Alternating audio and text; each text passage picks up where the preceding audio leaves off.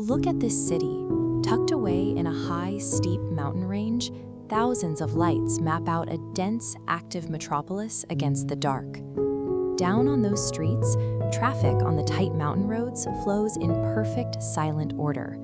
Drivers stay in their lanes. Nobody honks their horns. At night, women walk these neighborhoods alone in complete safety.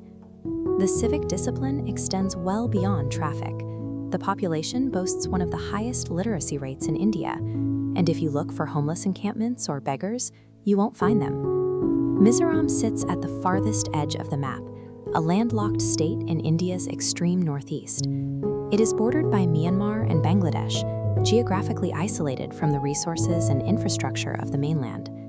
This raises a central question.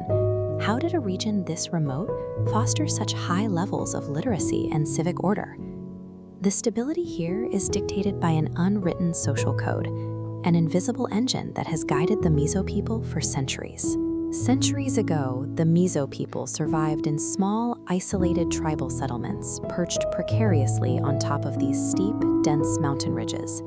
The terrain was harsh and unforgiving. It produced a class of fiercely independent hunters and warriors, known as the Pazalta. Constant threats from the jungle and neighboring tribes meant survival was a daily struggle. These warriors were conditioned to face extreme danger, expected to lay down their lives without hesitation to protect their villages.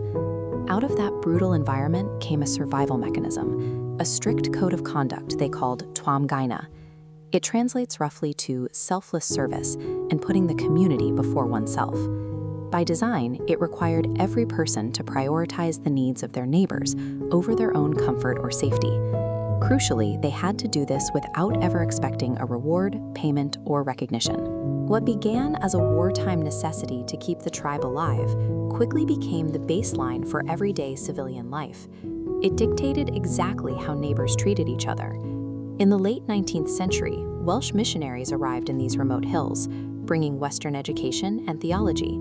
They introduced formal schooling and Christianity. As the tribes learned to read and embrace the new teachings, they laid down their weapons, ending generations of intertribal warfare.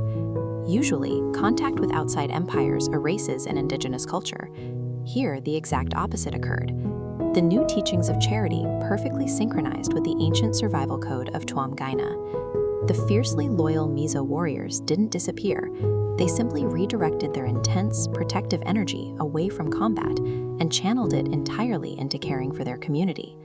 Today, Twam Gaina operates as a tangible, daily infrastructure governing modern Mizoram. Massive voluntary organizations, like the Young Mizo Association, mobilized thousands of citizens to do the heavy lifting